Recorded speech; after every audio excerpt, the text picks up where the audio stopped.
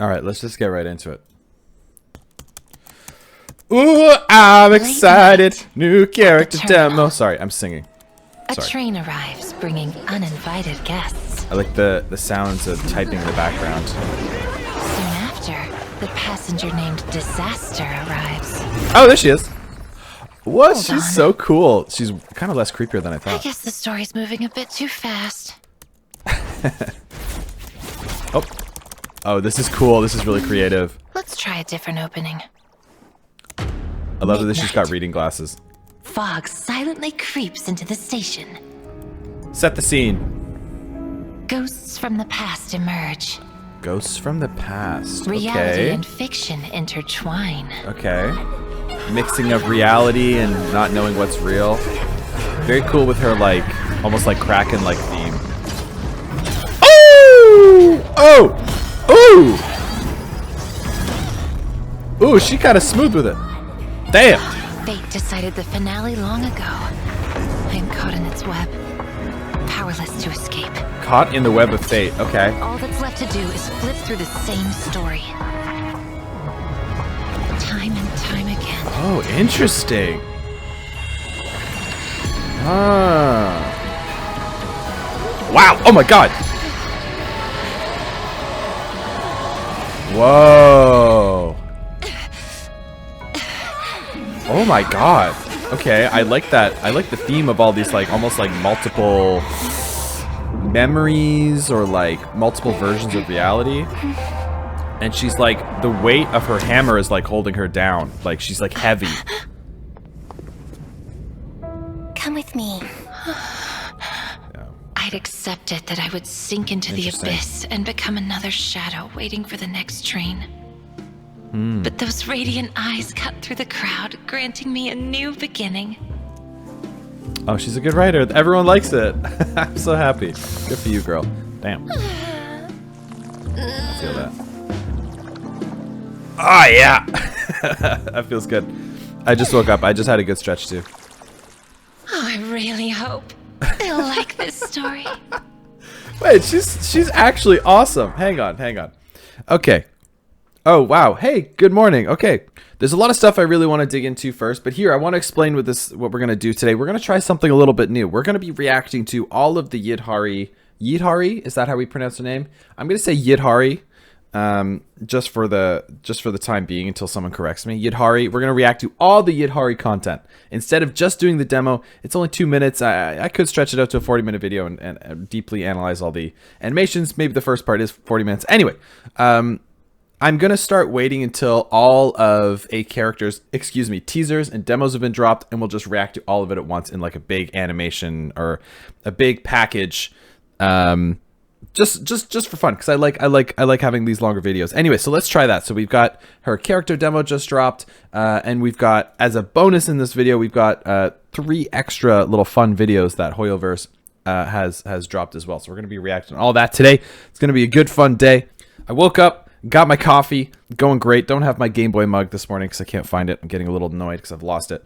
And yeah, anyway, so I just want to say I saw what Yidhari looked like before this demo, before I watched any promotional content whatsoever, and I thought she was going to be like this really like sexed up, seductive sort of character. And like she's got the body, everything in her animations are like super jiggly.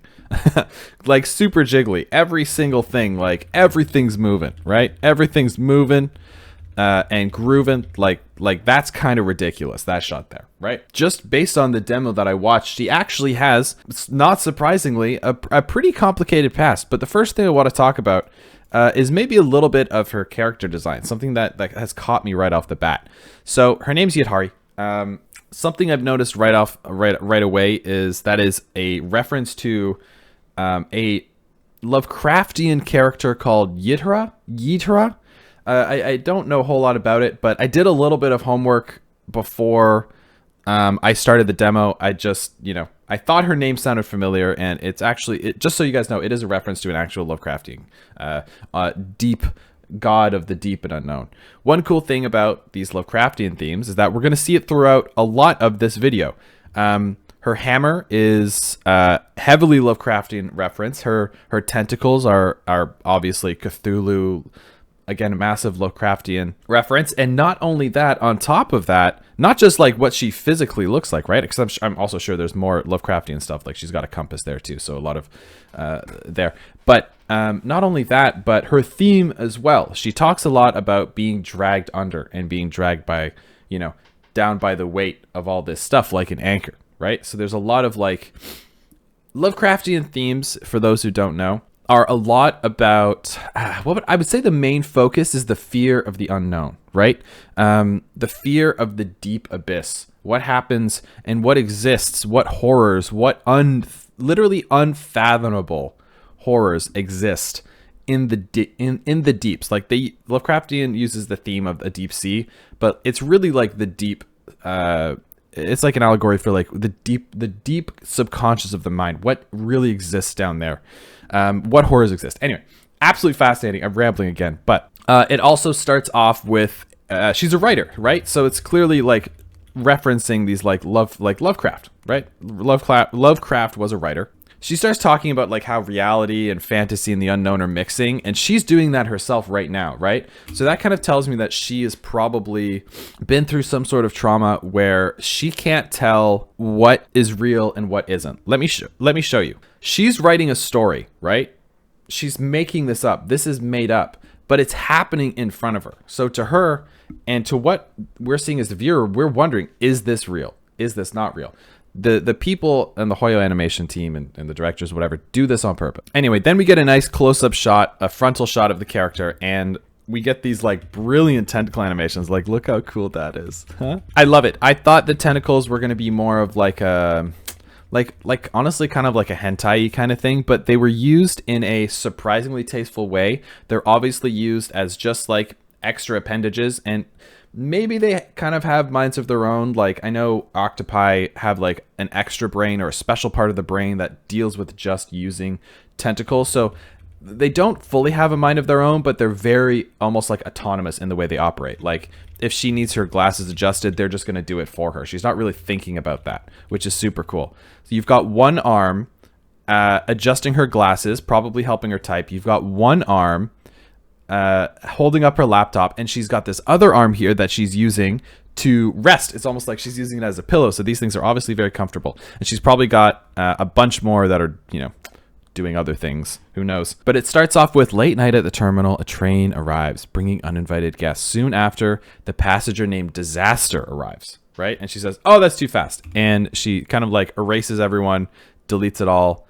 And starts again, which is really fun, and I like seeing everyone get deleted there. Resets the scene, it gets dark, and she really focuses on setting the scene more this time, right?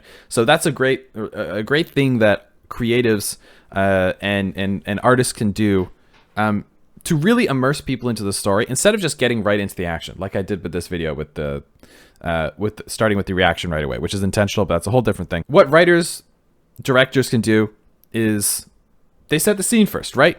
Midnight. Fog silently creeps into the station, right? So instantly you're like, ooh, what is going on here, right? She then said, ghosts from the past emerge. And then she walks down, where reality and fiction intertwine. So there's two versions of her. Is she a ghost from the past? Maybe. Is there something that happened in her past that deeply traumatized her, or something that she has to confront? Maybe. But I love the juxtaposition of her character here in the foreground on the left side going stage right, and then her character sitting there thinking, writing about, almost like thinking, contemplating, and writing about herself. Yeah. And she says, people start running, right? And then people start running, and this boom, big monster appears, and then the action starts, and the action is actually sick. And one thing I did notice about the action, I love how she uses the weight of the hammer to sort of like dance around, right? The hammer is super heavy. The hammer is super heavy. So, of course, as a smaller, lighter, more nimble character, she's going to be able to use the weight almost as like a way to offset her gravity. And then we do like this cool flip thing where she like, whoop, goes around, boom, hits him right in the kisser. Pow, right in the kisser. Also, this shot is so anime right here, where she winds up You have a great line of action starting from here. This is in your face. This part of the hammer is super in your face, and it's just making you look right here. And then based on the line, you know it's about to happen, right? You've got a nice line here, line of action that's going to be taking the hammer straight. Woo! Big anticipation. Boom! Oh my god. And then she does like a weird flip. And one cool detail I noticed, if you look at the hammer, upside down here, written, this says, what does that say? Can you spell that out for me? Kraken. So her hammer is called the Kraken. Again, that's a Lovecraftian beast. It's like a giant octopus monstrosity that takes down ships, and it's a whole thing. She swings the hammer around. We get a lot of blur, a lot of ice. I guess she's an ice character, which is also interesting. And we get a cool spinny thing. We get a really cool spinning animation where her tails are like kind of like all twisted up, because that's what centrifugal force would do to her tails, right? Her tail. And then here comes, and we fade to black. So we kind of get like almost like we get a bit of action, but we don't get the full payoff because we don't get like a big impact here. It goes like whoop, big moment, and okay, calm down. The story's not over yet, right? It's just another way to like, from an animation perspective, it's a way to keep people like on the edge of their toes. Like if you give people payoff like 1/3 into the video, people sort of like go like, okay, that's cool. But now it's like, all right, we're resetting. We're not done yet. You don't get the payoff yet. Anyway, so she fights the first monster, and then these people start running away, which is really interesting because they're not real people. She said something about ghosts, right? So I'm guessing maybe this is it's the past, right? So we're probably talking about memories, right? Maybe these are memories of people that she has. Also, I like how the theme of like kind of this gradient sort of matches her eyes. Not really, but I do like the color of her eyes. I love when anime characters have like these incredibly beautiful detailed eyes. She says, "Fate decided the finale long ago. I am caught in its web, powerless to escape." So we're not talking from the writer's perspective anymore, right? That was third person. She was saying it's midnight. The people were down there. That person was down there. But now she's saying, I am caught in its web, right? We're in the story now. I am caught in the web of fate, powerless to escape. All that's left to do is flip through the same story. And it pauses, and we're going through what looks like different options time and time again. So maybe there was an event back in the past that she wasn't able to stop, or maybe there's like some sort of like collective trauma that she has to deal with.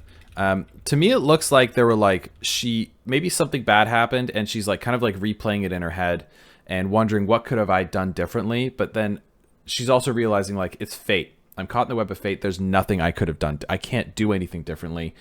Everything that's happening in this world is now playing out. To be honest, we haven't watched a lot of Zenless Zone Zero content. We've only seen... Sorry, my hair was looking a little crazy there.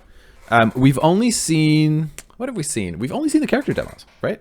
We've only seen the character demos. So we don't... I personally don't really know enough about this story to make like an intelligent assumption here, which is almost more fun if you think about it, because like we got all possibilities here. But I'm really loving this trailer so far. Anyway, she moves over. We get a big sweeping shot up to the darkness, and we get this like crazy 2D animation, all these like swirling tendrils, and it looks like roots and trees. She's reaching for what might be an exit. She's reaching for maybe like a tree or something. We see a lot of like Tree of Life themes in the Honkai Star Rail verse, because we've been reacting to a lot of that content, but I don't think that's the case here. This almost looks like corruption, and we get this beautiful anime shot of her reaching out, and all of these people, all of these ghosts are holding her down. It's like the weight of these people are holding her down. And if it was her, if each of these ghosts were her, I'd be like, okay, it's the weight of her decisions pulling her down. But it's not. It's actual, each person is individual. So it's almost like the weight of all of these people are holding her down, right? All these people's... I don't think it's not like these are people she's killed in the past. That's a really common anime trope, like when characters are like getting dragged down by the people they've killed, and like when they start freaking out, like Vinland Saga. That's a big scene in Vinland Saga that we come back to, a theme being held down by the weight of your sins. But I don't think this is the case. She's talking a lot about memories of the past. That's something so maybe she's able to like like her eyes are kind of like hypnotic in a way, so maybe she can like almost like read people's memories, and and that would kind of make sense to me, because like we're in an apocalyptic scenario, and everyone that I'm learning, especially from just watching the character demos, everyone is traumatized in their own way. So maybe she's bearing the weight of like everyone's trauma. And maybe that's something. Maybe we're onto something there. But anyway, we move forward. You get a closer shot of this kraken, and it's got like these cute little like eyes, and it's got a mouth and everything. That's kind of fun. That must have been fun to make. And it looks like she sort of like jumps out of the water. She escapes from that thought for a second, right? It looks like every once in a while those thoughts, whatever is going on, that weight brings her down, and she has to like pull herself out of it. And then as she lands, we get a nice mix of like 2D and 3D animation here. So we've got her, who's a 3D model, and then like all this water is like 2D animated, I think anyway. And then this is the shot that I like the most, right? As everyone's running away in that direction, right? She is moving forward. It's slow and it's heavy, and she's exhausted and she's tired, but she's moving towards the danger to save people, right? This is such like a heroic image, right? Like look at her dragging her foot. Watch as her right foot, she barely has the energy to stand, and she's like the tip of her toe, of her pinky toe, is like getting dragged across the ground. She barely has enough energy to move forward, but she moves forward anyway. That's making me emotional. I love that. She's really just looking at her, you know, like her body language and the way she moves. You can tell she's a good person. Also, check out the heels. Look at the bottom of her sole. She's got like a little octopus. That's cute. And then she's got like octopus heels. How fun is that? Crazy. Right, so she walks forward and she's like trying to get out. She's trying to get herself out. She's so close to the surface, and yet it brings her back down. And just as she starts to fall, a hand grabs her, right? Classic. A hand grabs her and she snaps out of it, and we get this like really expressive like, what's happening? We get a nice close-up of all this beautiful eye, right? So cool. It's like an explosion of color. And she looks back, and now in her reality, you've got the creepy ass siblings, who I am starting to not trust, by the way. The main characters, I'm saying, I haven't seen much of this game, but there's something weird about these two. These are not normal protagonists. I am calling it right now. Something is weird about these two. This girl creeps me the fuck out. This guy creeps me the fuck out even more. I like them, but I do not trust them. Anyway. They offer a helping hand because I guess they are nice people. They're nice enough right now. And they say, come with me. Creepy. I'd accepted that I would sink into the abyss. And we go to the cafe, which we saw in a previous demo as well. And she said, I would sink into the abyss, right? The abyss, like Lovecraftian themes, and become another shadow waiting for the next train. But those radiant eyes cut through the crowd. Radiant is almost like, the word radiant is interesting. It's almost like godlike, right? Like the radiance of the sun. It's not like the light of the eyes. It's not, but those bright eyes, it's radiant. It's like a ray of hope. And then we get this fun shot of her like sort of like scrolling through all the reactions of like the people. I guess she released her novel, her short story, whatever. And all the reactions are generally really positive. Can't wait for what's next. How could a writer possibly beat an ethereal? The combat is so detailed. Better play it safe and call a cab this late at night. The atmosphere is set up pretty properly. So everyone's like into it. It's very immersive. And she says, granting me a new beginning. She takes off her glasses, which are now circular. Hang on. Were they always circular? Ah, they were always circular. Okay, I thought they were like thinner ones. Anyway, and satisfied with her work, takes a nice sip of her coffee. Also just a cool little detail, animation detail here. It's all in the small details, right? When she goes to grab the cup of coffee, take a look at this in slow motion. This is just a small thing that I love. I love the small details. And hopefully that's why you guys watch this channel. She puts down her glasses, right? Like symbolizing she's done work for now. She doesn't need her reading glasses. It's time to relax. She goes to reach for the cup of coffee, which is still hot. She twists it to adjust it so it's comfortable for your wrist. 'Cause a full cup it's not totally full right there, but like if a cup is heavy, right, it's kind of awkward. I have a cup of coffee. It's awkward to hold it like this. You kind of like twist it so it's natural for your wrist. That's just something you would pick up and learn by watching reference of people picking things up, because that's what you do, right? Think about it. If you have your coffee, I can't show you, but if you have your coffee in your hand, right, or if you have your coffee on the table and it's like the handle slightly out of position, you're going to pick it up by the handle, you're going to twist it a little bit, I'm twisting it, and then pick it up, right? That's just cool. That is the difference between great and animation that feels like it's a little bit off, right? Because if she picked it up at a weird angle, it would feel weird, but she did it. That's so cool. And another cool thing is that the angle she picks it up, right? So she picks it up, it gives it a little bit, or she grabs it, gives it a little bit of a twist, and then the hand, look at the hand, starts to pull first, right? It doesn't all come up at the same time. The hand sort of like pulls it up because like your arm isn't connected to the cup fully, right? She picks it up and then it lifts slightly on one side. Just cool, right? It's just so subtle, and in your head, like after you're looking at it, you're like, yeah, that's obvious. But when you're animating and you're in the thick of it, like you can miss that super easily. It's just such a beautiful small detail. And I bet if we went through this whole trailer, we'd find a million different things like that. But we'd literally be here all day.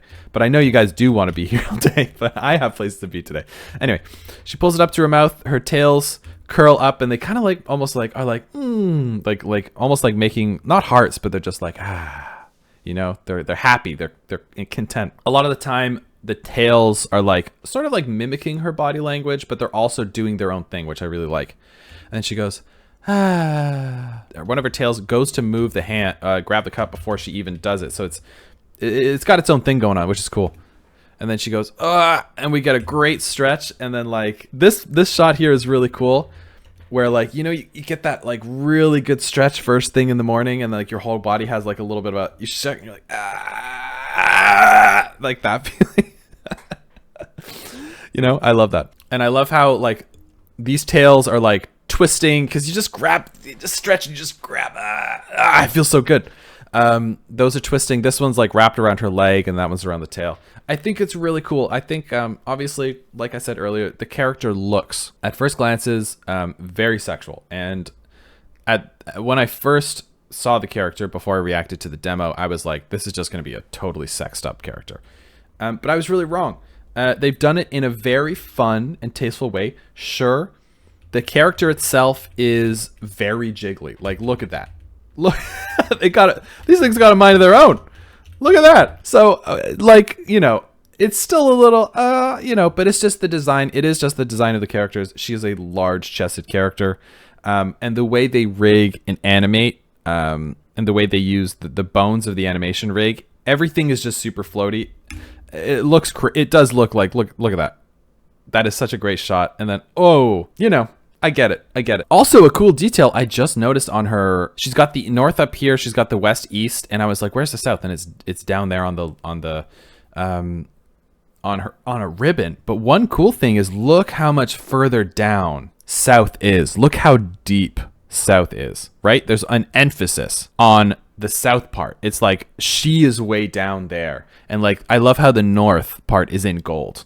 Right? So it's almost like she's way down here and she's trying to get to that golden spot, that radiant North Star, right? She's trying to claw her way out. And west and east are kind of on the side like, whatever. I have one direction that I'm going in. That's a really cool detail. And she says, I really hope they like this story. And it ends. That's so fun. And fade to black. Wow. Awesome demo. Awesome. Okay, so let's check out the teaser. We're going to get a little bit more, hopefully a little bit more lore here. I'm very excited about this. This is a legend about sea monsters that's been told for generations. Okay, we got her compass again. Did you notice the south was ripped off? Looks like we won't be sailing tonight. Weird. The forecast never said anything about a Put on storm. the captions.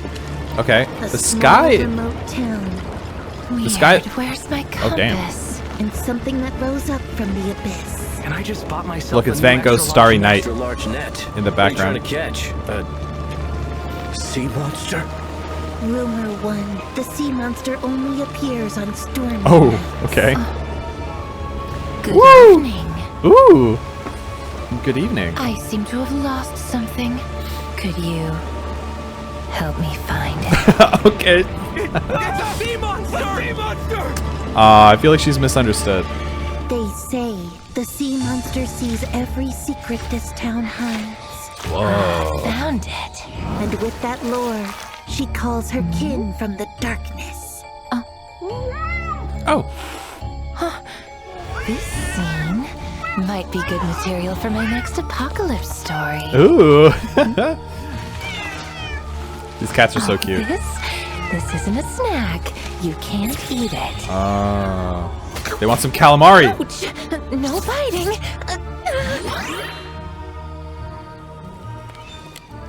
So you mean it only shows up on rainy nights? Ooh. Rumor, too. The sea monster lurks in its lair, performing a secret ritual.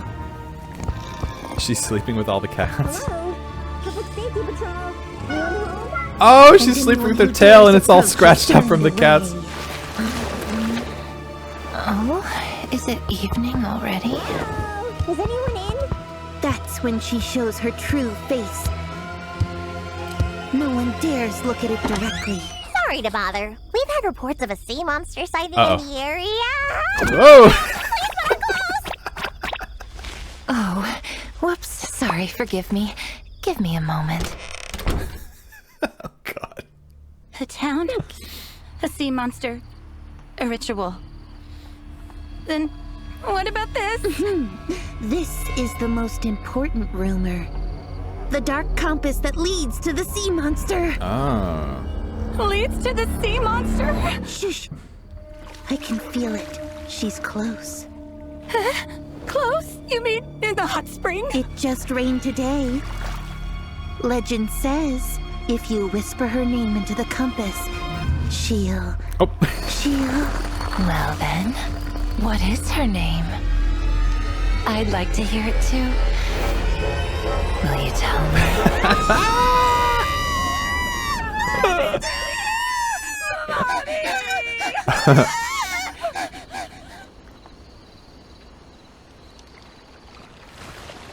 This little town really has a flair for spooky stories. Sea monster in a hot spring. I should use that in my next story. Ooh, and she sinks back down. That's great. Very cool. So they're like, almost like, it kind of reminds me of when people are telling scary stories and they're using like a Ouija board. Ouija board? That's kind of how they're doing it there. A nice shot of like, looks like Van Gogh's Starry Night, like a rendition tonight. This one was a lot more sexed up.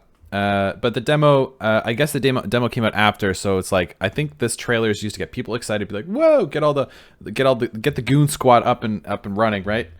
And then they release a bit more personality, but I do still think she's misunderstood because this is told from the story, like from a scary story perspective. I think maybe she plays a little bit into the spooky role a little bit. Maybe she likes spookies, like she's a horror writer, right? She's a horror writer, so I think she sort of like likes that people are probably a little bit maybe creeped out by her. Maybe she does that to help maybe keep people at a distance, right? She's obviously got a lot of trauma and whatever, which we saw in the demo. We didn't see very much about it in this one.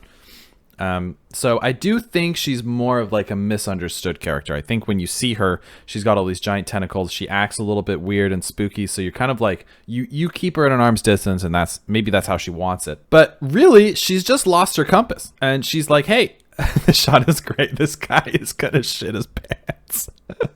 But she's like, hey, have you seen my compass? And then she, in her mind, she maybe asked it quite nicely. But to them, it absolutely scared them. And she's just like, hey guys, I'm just trying to look for my compass. Because you go to the next few scenes over, and she's like sleeping with the cats. She took in the cats, and she's like totally wrapped up in herself. Like she looks so cozy, and you know, I don't think she's that bad. This line right here is really interesting with all the eyes. They use the tentacles for the eyes. They say the sea monster sees every secret this town hides. So that's a little bit of a lore drop. Yeah, I don't know what that's about, but like the way from the first demo, the way it was being portrayed, with she was like being pulled down by all the weight of other people.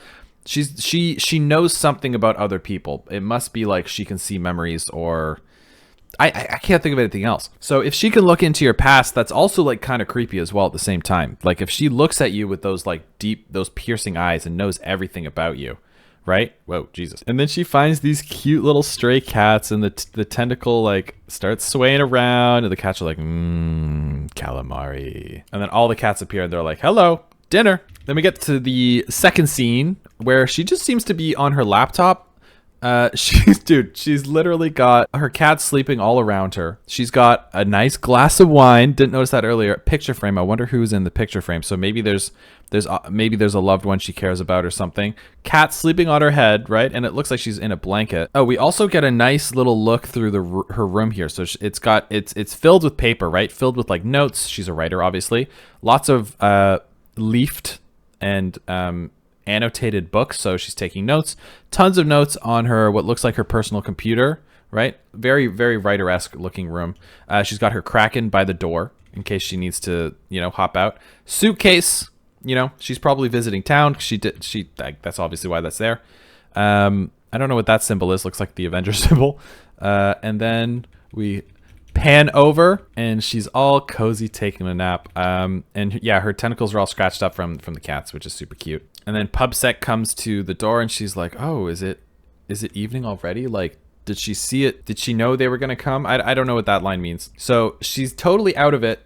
I guess she just woke up, right? She just woke up from a nap. She's not really knowing what's going on. Also, it seems to me like she likes making people uncomfortable. It's very Jane-esque, right? And then we get a shot of the shadows walking over. Yeah, this is a little crazy. She opens the door butt naked. And this poor character, one of Pubsec's, I guess, probably the junior, one of the junior employees is just like, hey, whoa, whoa, whoa, whoa, whoa, whoa, whoa, whoa, whoa, whoa, and she pulls the sucker off of her face, and you get these like crease lines, that are like, you have those, after you have like a good solid nap, right? You have a good solid nap, and your face has got like the pillow creases lines. I guess she's just covered in sucker marks. I do think it's a mix of she just woke up, she's just like not thinking, because like sometimes if I wake up from a nap and the door rings or something, I would just get up without my shirt on and be like, whoa, whoa, whoa, hang on, what am I doing? Let me get dressed. And also, I think she likes making people uncomfortable at the same time, which is really funny. A town, a sea monster, a ritual. So it's like you're hearing one perspective of how outsiders view her.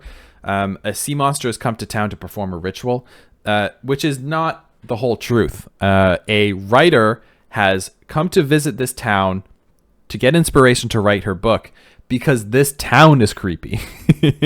And these people maybe are a little creepy and they like spooky stories. So it's almost like it's kind of turning it on its head a little bit. And they say the dark compass that leads to the sea monster. I don't know if that's always true. Leads to this. How did these kids get their hands on it? Did they? Maybe they stole it themselves. Maybe the kids stole it because they seem to be like street kids. I'm not 100% sure on that, but they are in the hot springs. It looks like these kids, maybe they're not street kids. Maybe they're just kids hanging out at the local hot spring.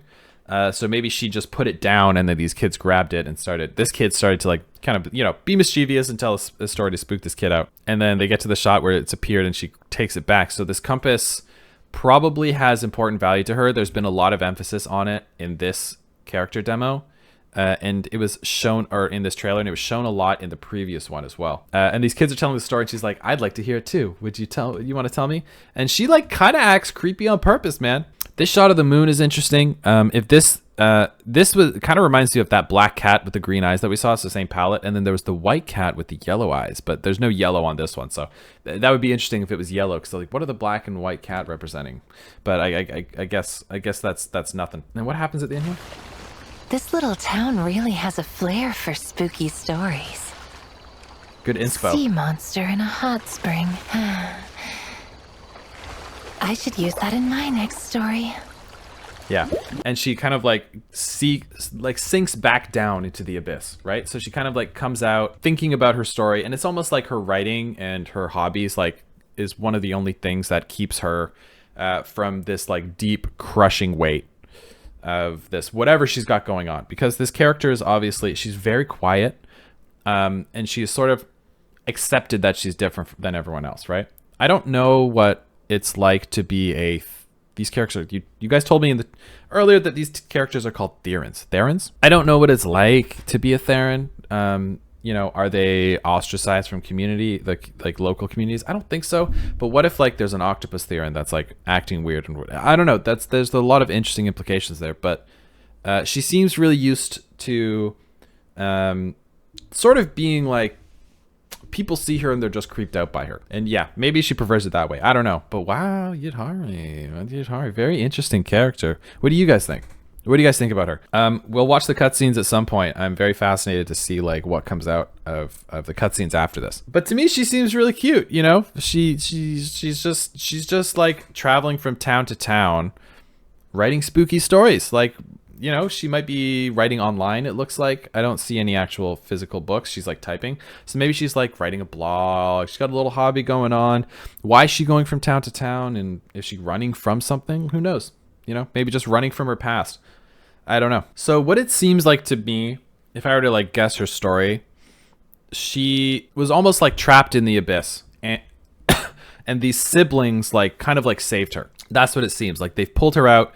Maybe she's working with them now with whatever they are working towards. I don't fully know the story. So that is interesting. So she probably like thinks very obviously with the line about the radiant eyes. She obviously thinks very highly of these siblings. So that's going to be really interesting to see how that story develops. We have two more things. Yidhari's Late Night Call, Spooky Tale 1, Midnight Piano Mystery. This is 14 minutes, and I think it's audio of the voice actor like telling spooky stories, which is, I think that's what it is anyway. Which is so cool because like she's a like a horror writer, right? She's like a writer nerd, so that'll be really cool to see. So let's do it. Whoa! Have you ever heard of a cursed videotape? Okay. It was midnight, and I had just finished typing up a new ghost story. As I was about to turn things off and go to sleep, I received that DM. It was very relaxing. It was from a friend of mine, a hollow raider who's always off collecting strange and uncanny things. Hollow Raider. Wonder who. I wasn't too surprised when she sent me such an odd question. I didn't think much of it then, and went to bed for the night. Then, An odd question. 7 days later, at midnight, I found an envelope in my mailbox. No name, no return address. I tore it open and found a videotape. No label, but nothing unusual. At first, I figured it was merely a prank from some urban legend forum. Until I found some scrawled handwriting on the edge of the envelope. A chill crawled up my spine as I saw 2 words. Invitation letter. Okay, this voice actor is crushing it right now. That was when it hit me. I had heard an urban legend about a cursed videotape. I thought back to my friend's message, her unusually serious tone, and how I hadn't heard back from her for 7 days. Oh no, it's like The is it The details Grudge lined up almost too perfectly with the legend. or The Ring? And I that's get when those the mixed up. fear started to spread inside me. So I hurried and started playing the tape. As the clock struck midnight, the static gradually cleared. A girl in an ornate white dress appeared on the screen. Yep. Sitting at a piano. Oh, and the piano's playing in the background As right the now. spotlight came on, Okay. her fingers Is it- began to move slowly across the keys. She played a delicate melody, tinged with sorrow, as if telling an unknown story. I was instantly drawn in by the beautiful music. Ooh, the And thunder. for a moment, I forgot the legend about the curse. But then, her playing became faster, sharper. Her figure seemed to be trembling almost violently with the melody. The sweet notes twisted into something piercing, almost painful to hear. Then suddenly, the whole screen flashed, and the image froze on her hands. She was holding out an invitation letter with an address written on it. But oddly enough, the address pointed deep into the hollow, to some long-abandoned street. I don't know if it was the music pulling me, or just curiosity. But in the dead quiet of that night, I found myself drifting alone toward that strange, haunted place inside the hollow. Oh, she loves it. She's loving this. At the end of the street, there was an old abandoned theater. it was enveloped by fog and miasmic vines that curled around it like snakes. Maybe those are the vines we saw in the trailer. I inched closer and pushed open the door that had been left ajar. From deep inside, I heard the soft sound of a piano. I stepped in and followed the sound down a dark, crumbling hallway. A faint light gradually became brighter ahead, spilling through the cracks of the performance hall's doors.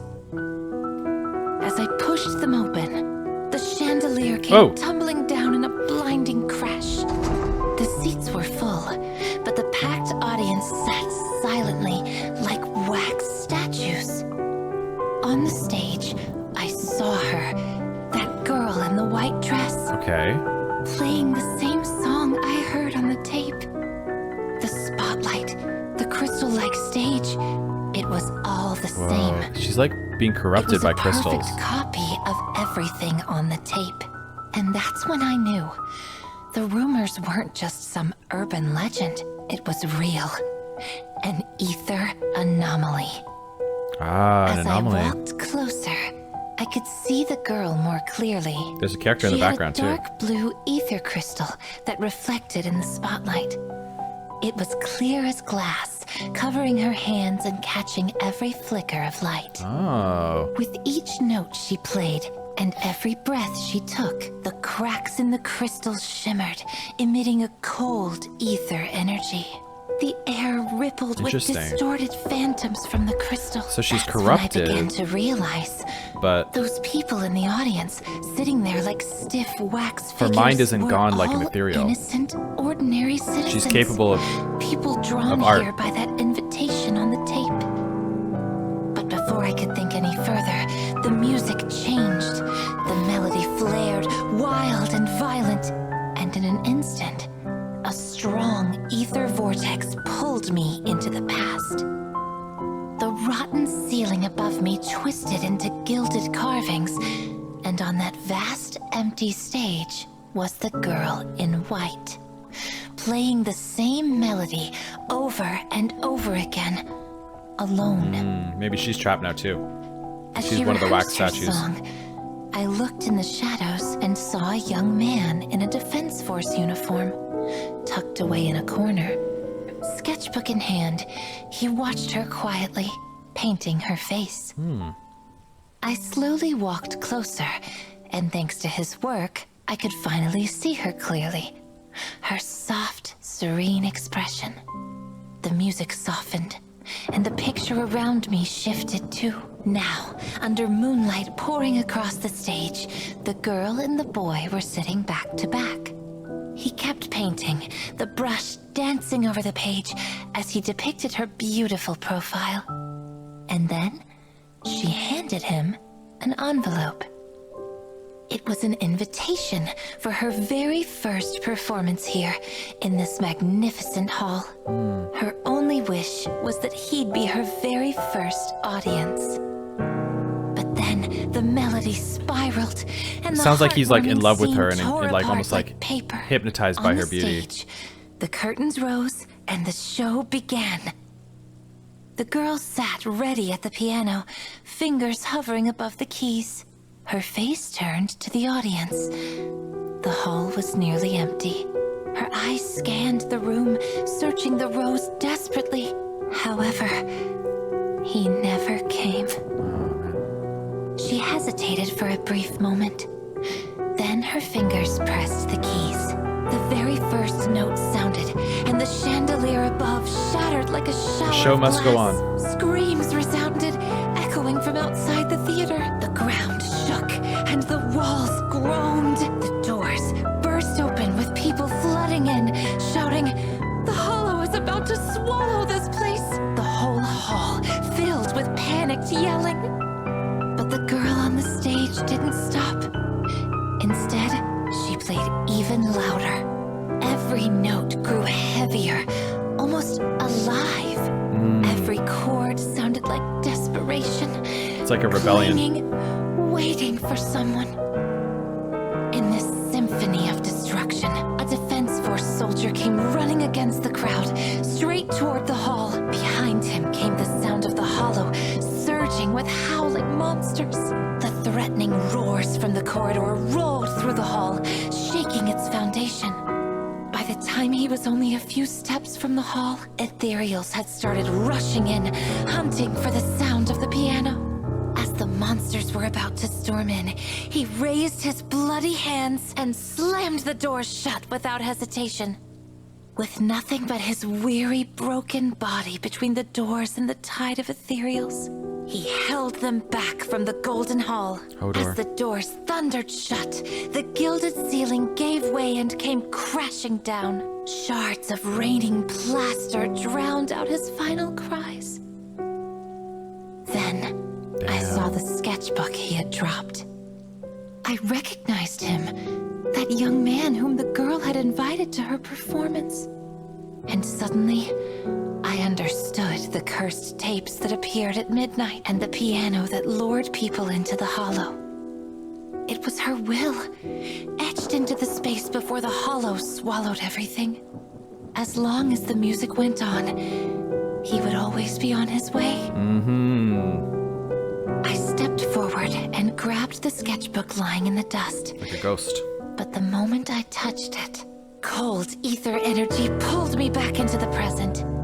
And outside the doors, death itself was pressing in. Ethereals, drawn by the presence of living creatures, were clawing against the rotting doors, hungry, relentless. The doors splintered apart, and the girl on stage suddenly paused. Her head twisted around, her eyes locked on the door. And there it was. An enormous ethereal, covered in broken gold plaster, draped in what was left of a Defense Force uniform. No, it's him! Oh no! Stormed toward the stage, the ground rumbling beneath it, and I stood there, frozen in place. Some unseen force bound me where I stood. The ethereal's claws reached for me, and the sketchbook in my hand was ripped free, the floating pages flipping violently, until they stopped on her gentle, smiling portrait. Time froze. The girl at the piano seemed to be moved by something. She walked calmly toward the sketchbook. Pale, piercing light bled from her, cutting through the monsters that were pouring in. Only the massive ethereal with the uniform pushed forward against the light. The plaster covering its torso broke under that radiant power, and the monster's body showed through, riddled with holes. Another reference to Radiance. It held that same stance, still pushing, running forward. His claws and spikes crumbled away. It reached out, holding the finished sketch toward her. She raised her right hand in turn and stopped it where his heart should have been, and played a note, like a final rest in the music. The long-awaited reunion had its ending. In that moment, a silent ripple of ether spread out from her fingertips. The broken shape of the young man and the girl's faint figure both dissolved into stardust as the ether energy faded. And from that dust, a fissure in the hollow opened up, quietly sprawling through the ruins. Getting emotional. I hurried to wake the innocent survivors, and together we ran toward the fissure and escaped that collapsing, twisted theater. A cycle that had been frozen for too long had ended at last. Much later, one midnight, I found a long-forgotten letter tucked away in my desk. Inside the envelope was an unlabeled videotape. Even though I still had doubts about the curse, I played it anyway. Only this time, there was no shrill piano, no twisted static. Instead, the girl looked peaceful with a calm expression. I was lost in her solo. The melody was pure and deep, like a soul speaking to itself. It was full of ache and longing. It made me think, Aren't we all stuck in the cracks of time, waiting for promises that cross life and death in all its forms, to meet again in the stories that we keep rewriting for each other?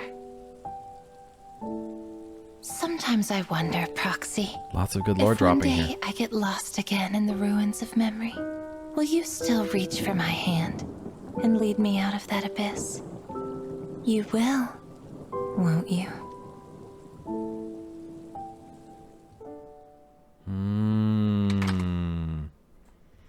Oh, shit.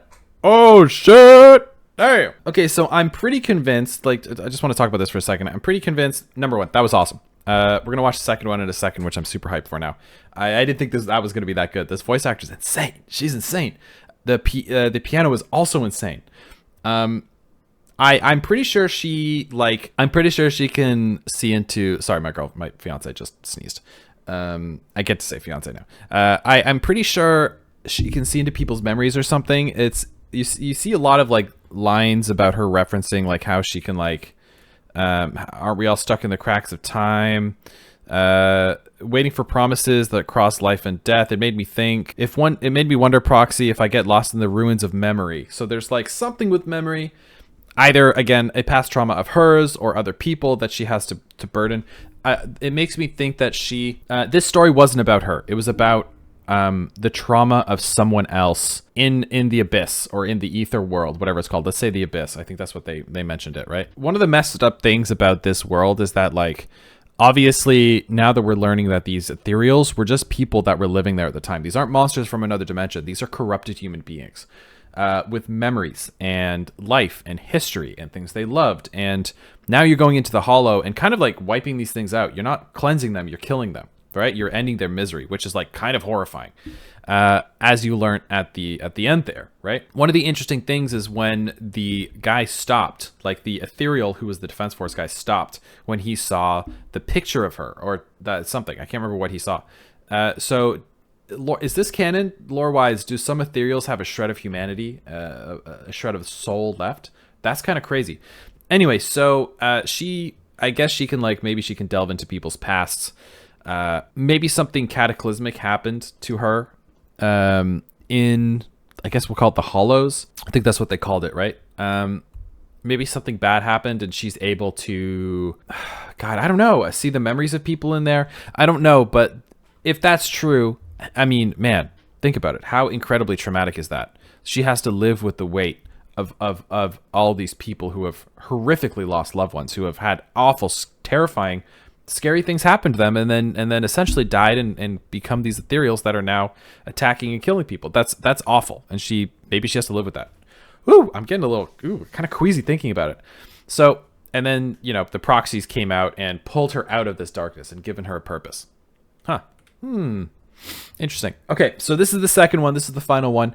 Yidhari's late night call, Spooky Tale 2, Eyes of the Deep Sea. Ooh, so maybe we're going to get more of a Lovecraftian horror story here. Either way, I am loving story time with Yidhari. That's for sure. Anyway, let's get into it. This one's a little quicker. Proxy, are you curious about what secrets lie hidden on the beach under the moonlight? Sometimes my inspiration withers away with draft after draft. So I often use the salty sea breeze to get the creativity flowing again. And that's what I did on that cold, rainy night. I was walking alone on the beach near the resort as the tide was rolling out. When I bent down to pick up a starfish, I noticed a bottle half buried in the sand. Almost like deliberate foreshadowing in a story, placed there to catch my attention.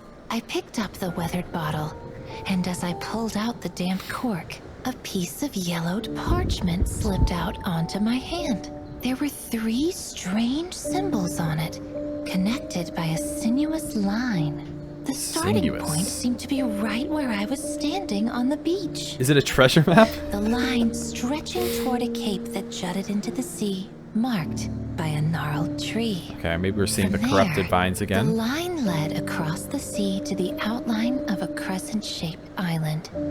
On the island were rough sketches of a treasure chest and an anchor, along with a riddle. Maybe the tree of scrawled life to the has been side. corrupted. A course. Might find the that out later in gnarled the tree story. Will show. To cliff's end you shall row. In the eye of the storm, the treasure is secretly stowed.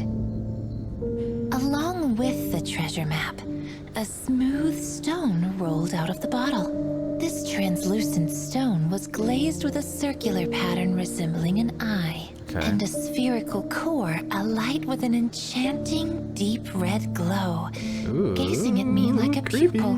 But what really surprised me was the black imprint of a ship's helm on the bottle's cork. It seemed to match a certain missing boat that was being discussed on the Spook Shack forum. The Spook Shack The forum. thoughts Okay. of mysterious treasure and an unsolved mystery instantly ignited my She talks a lot about dangerous online curiosity. forums. Without a second thought, I clenched the map in my hand and hurried towards the nearest mark on the map.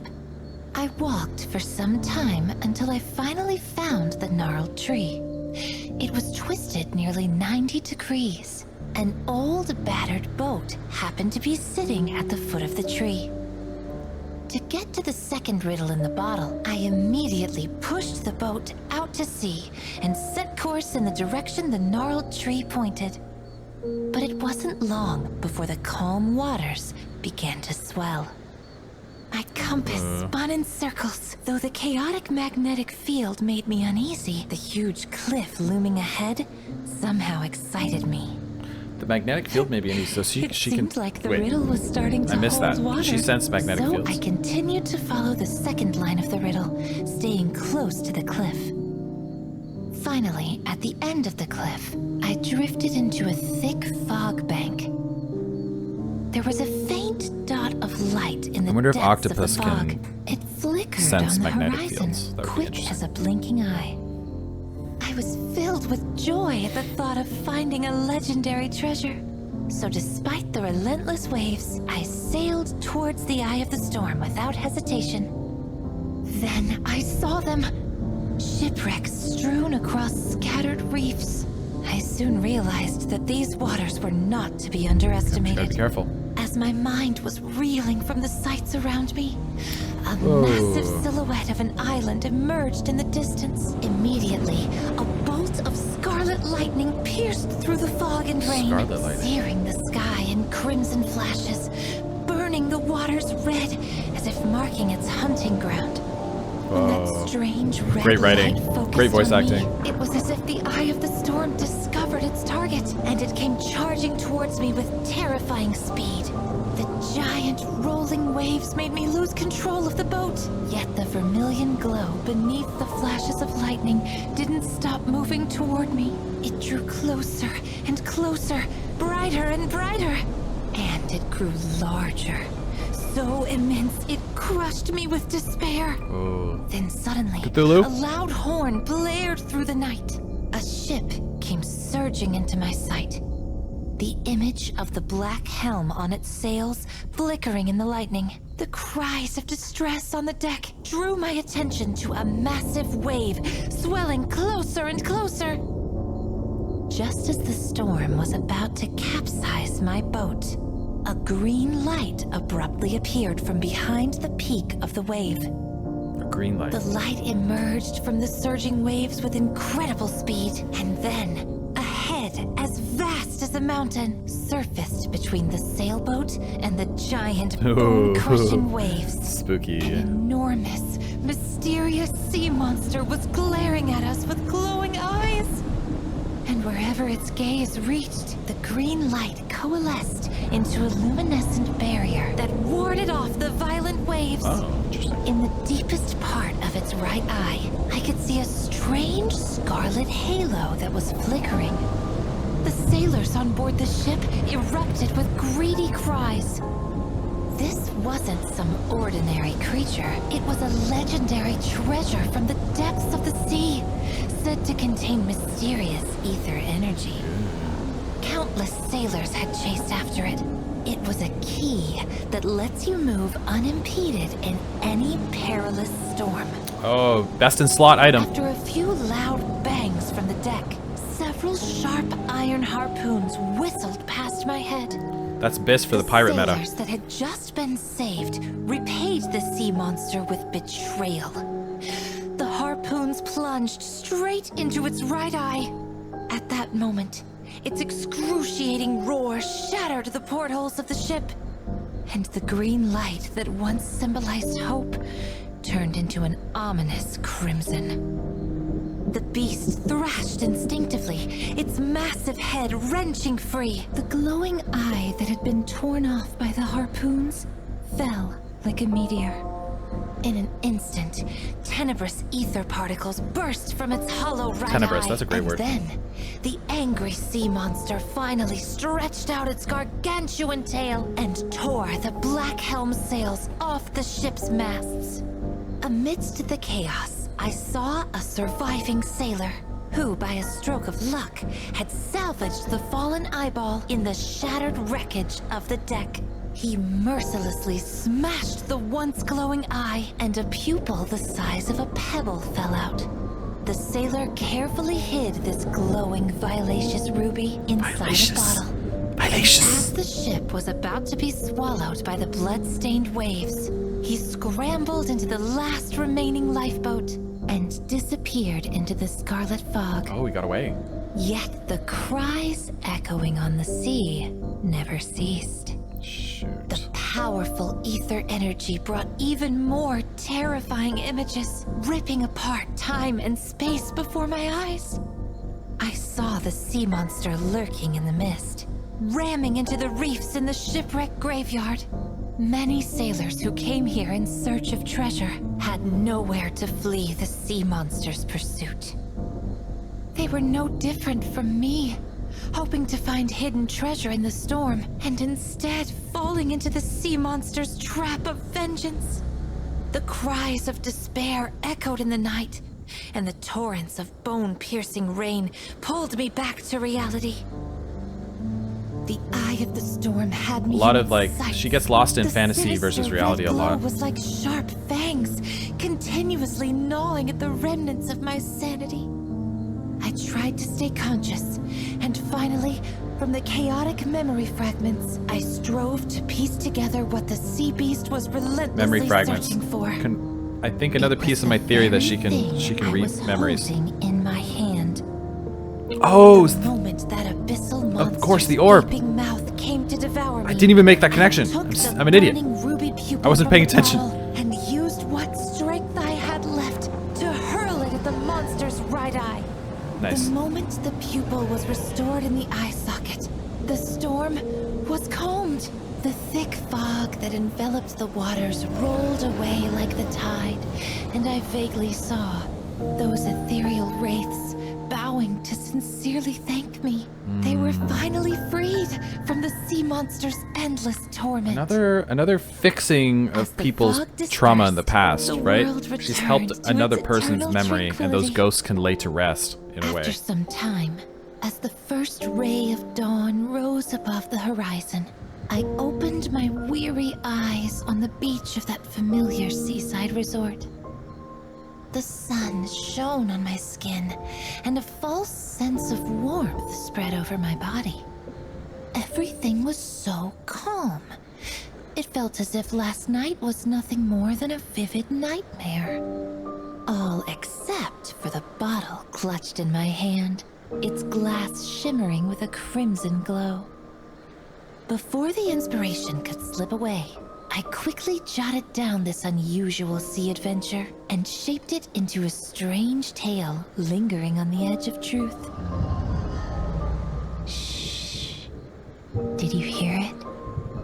That low, rumbling call in the night, as if to remind me that some secrets are far more terrifying than we imagine. And yet, these voices from the abyss keep pulling me back. They're haunting, enticing, impossible to resist. Next time, would you be willing to join me on a bold adventure? What do you say, Proxy?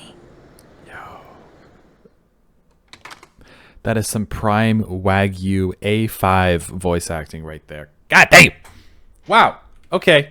Holy! That is very interesting. Those 2 spooky stories were pretty good. She can talk me to sleep every night. That's all I'm gonna say, or any night. Cool. So a lot of like going past into people's past trauma or memories and like almost like resolving it for them. And then these spirits are like laid to rest. So very spooky, very interesting. It's almost like she's like the demo also seems to be something like that. She goes back into the memory of this, the subway train where people are attacked, and maybe she can almost feel the memories of the people that died in a subway attack. But she's like writing the story where she saves everyone, right, in a way to almost resolve that. That's really interesting. And then at the end, in the first spooky story, we get the resolution of the girl with the piano pushing, touching the guy's heart, and they reconnect and they both dissolve away, resolved. And then this one, she resolves the storm by throwing the scarlet eye back to the monster. The monster leaves, and then these ghost shippy people are all like, thank you, right? You've completed our story. Interesting that all of these items are always like sort of like delivered to her, almost in a way, right? Like she's given a videotape that she's then has to solve that mystery. That's super cool. She comes across a scarlet eye on the beach, and then she has to follow that mystery. That is super interesting. So I wonder if it's like fate dropping these things out for her, right? And having her sort of like follow this path. Very interesting. A very, very interesting character. Not just a cute face. A lot more than meets the eye. Yeah. Anyway, fascinating character. Let me know what you think of this style of video where we go through like everything when a character demo drops, right? We go through all the lore and we do like a big deep dive together. I'm absolutely fascinated by this because we can do this. We can do this in Honkai Star Rail. We can do this in Genshin Impact when all this stuff drops. We can do it almost in like dump packages. I was gonna react to just the character demo, but I realized, I hadn't watched the teaser. I hadn't, and she also has these 2 spooky stories. So I was like, you know what? Let's just do it all in one video. I don't need to split this all up into different pieces of content. We got so much to do and so much to react to. Let's do it all at once. Anyway, let me know what you guys think about that. Again, if you enjoyed the video, please like, comment, subscribe. It literally makes the difference between these videos going viral or not. You guys have absolutely blown up this channel. Some of these reactions are getting so many views, which is cool. But more importantly, I'm getting so many cool comments from people telling me that they're enjoying the reactions, they're enjoying the way I react and stuff. That feels really good. It gives me the life juice to keep going and keep doing this. Keep the recommendations coming. If you want to start seeing me react to games outside of the Hoyoverse, I can do that. You guys have mentioned Wuthering Waves, which is now on my radar. Even like Punishing Grey Raven. There's a million different games. Also, one more thing that I want to talk about. 2 things. Okay, 2 things.